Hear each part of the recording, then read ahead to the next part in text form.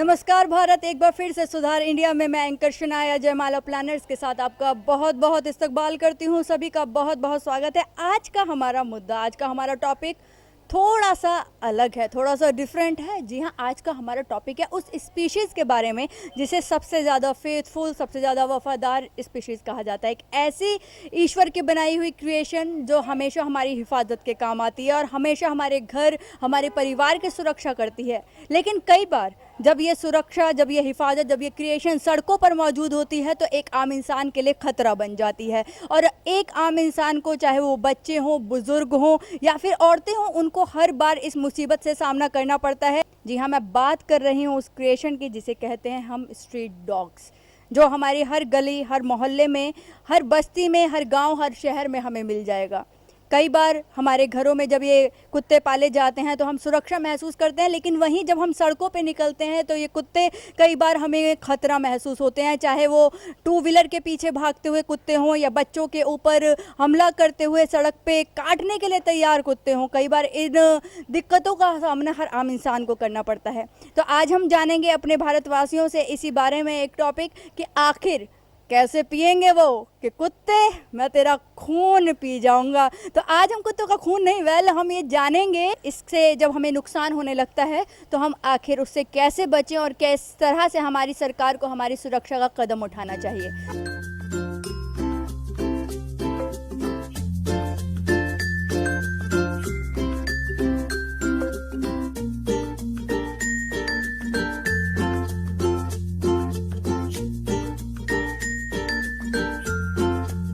Actually परेशानी तो बहुत होती है कि स्ट्रीट डॉग्स होते हैं, अब बच्चे खेल रहे हैं, उनके पीछे पड़ जाते हैं, उनको काटते हैं। लेकिन प्रॉब्लम ये भी है ना कि एक सॉल्यूशन ये भी होना चाहिए ना कि उनको किसी तरीके से कंट्रोल किया जाए स्ट्रीट डॉग्स को, क्योंकि अब हम ये भी तो नहीं कर सकते ना कि उनको मारें या कुछ करें। उनका वैक्सीनेशन कुछ इस टाइप से हो कि वो किसी को हार्म ना कर पाए। भाई अगर हम कहीं पे पेट सेशन भी होते हैं, वहाँ पे आप कितने डॉग्स रखेंगे? एक लिमिट है ना वहाँ पे भी तो कितना बांध के रखोगे और कितना बंद करके रखेंगे।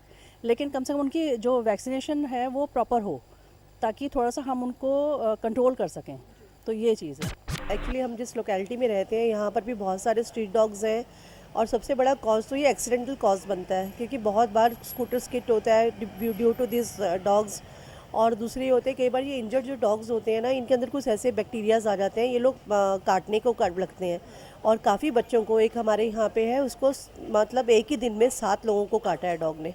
और गवर्नमेंट इसके लिए हमने फ़ोन भी किए थे यहाँ पे हॉस्पिटल्स वगैरह में, लेकिन कोई सुनवाई नहीं हुई। और कई बार तो हम खुद लेके इसको, वो जो मेनका गांधी ने हॉस्पिटल खोला हुआ है वहाँ लेकर गए हैं, बट वहाँ चार्जेस इतने हाई हैं वहाँ पे उनको एडमिट कराने के कि आप इतने पैसे दो तो वो एडमिट करते हैं।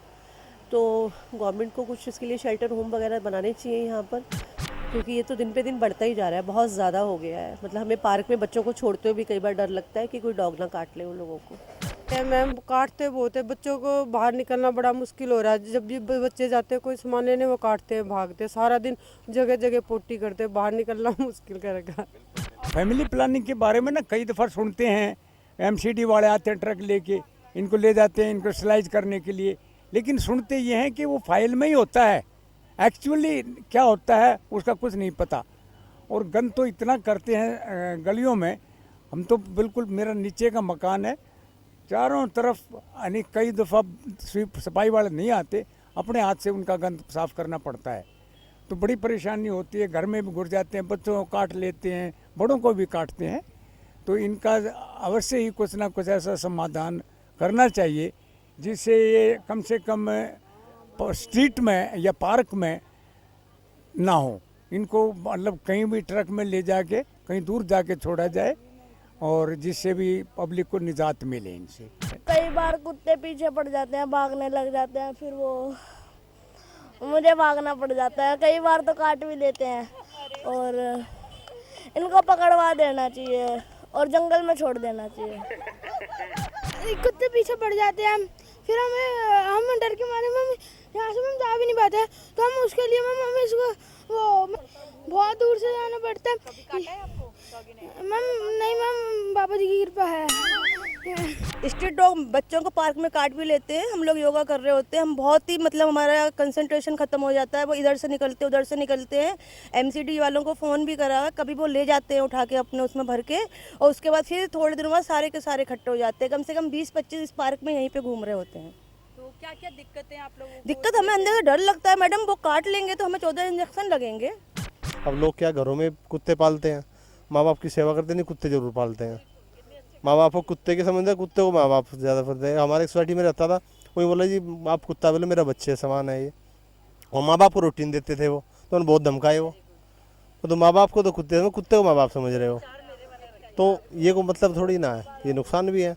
अब सोसाइटी में रखने को मीनिंग नहीं है, कोठी में रखने को मीनिंग नहीं, पार्क में पोटियाँ कराते हैं, पार्क घूमने के लिए पोटी करनी थोड़ी है। बहुत देखो आप चारों तरफ घूम के पोटियाँ मिलेगी आपको पार्क में। या तो इनको पकड़ा जाए, पकड़ के इनको कहीं इनके लिए कुछ होम वगैरह बनाए जाए, ऐसे कि वही इनको वहाँ रखा जाए। फॉरेन में कुत्ते नहीं होते और भारत में कुत्ते ज़्यादा हैं, उसकी वजह से यहाँ पे आप देख सकते हैं बहुत कुत्ते हैं और हम उसकी वजह से बिल्कुल नहीं खेल पाते। और कुत्तों की नॉइज़ से जो हमारा कंसंट्रेशन ब्रेक हो जाता है पढ़ाई के समय। हमारी गली में बहुत कुत्ते हैं, जब हम लोग खेलते हैं वो भौंकते हैं और हमारी बॉल जाती है तो बहुत परेशानी होती है। और वो जब एक साथ मिलते हैं वो लड़ाई करते हैं तो हमें बहुत डिस्टर्बेंस होती है। और रात को ये सारे कुत्ते इतने पागल हो जाते हैं, भौंकते रहते हैं और इनसे हमें बचना पड़ेगा। डॉग कैचर को बुलाया गया बट उसने कुछ किया नहीं, वो और कुत्ते छोड़ के चला गया। बदलेंगे हम तो बदलेगा इंडिया, सुधरेंगे हम तो सुधरेगा इंडिया। जय Hind. Although dogs are known to be friendly, but street dogs at times are very violent, and this creates a lot of problems in the neighborhood as well in the society. Government अपनी तरफ से sterilise कर रही है, और लेकिन वो करते क्या है, वो स्टेरलाइज करके वापस उसी एरिया में छोड़ के चले जाते हैं। नेक्स्ट जनरेशन ग्रोथ नहीं हो रही, लेकिन वो डॉग तो अभी भी वहीं का वहीं है। There are many NGOs I believe who help street dogs, so they take care of them, उनको वो पालते हैं और उनको वो अपना आई मीन टू से वो उनको पूरी बेसिक फैसिलिटीज़ देते हैं, और when they die they cremate them. So this is I think one of the solutions, making more dog care homes, or making an awareness in the people that people should adopt these dogs rather than they going for these high-end dogs, international multinational dogs. They should adopt these dogs. They are also creatures. आपने कहते हैं ना कुत्ते को खाना खिलाने से पुण्य मिलता है, तो इसी कुत्ते को खिला लो, इसी को घर पाल लो, ये भी एज पल जाएगा और न्यूसेंस भी खत्म हो जाएगा। बेटा डॉग तो बहुत है, 11 में बहुत हैं और उनको पकड़वाना, उनको हटाना बहुत ज़रूरी है। इतनी प्रॉब्लम्स आती हैं, सड़क पे चल नहीं सकते, डॉग्स पीछे पीछे भागते हैं, पकड़ने को काटने को दौड़ते हैं। कितने हादसे ऐसे हो गए हैं जो काटे हैं डॉग ने, तो पकड़ाओगे तो अच्छा ही है। पकड़े इनको, गाड़ियाँ भेजें, गवर्नमेंट की इतनी गाड़ियाँ हैं उनको भेजें, भेज के पकड़ाएं। कितनी बार कंप्लेन करिए तब भी कोई नहीं आता लेने।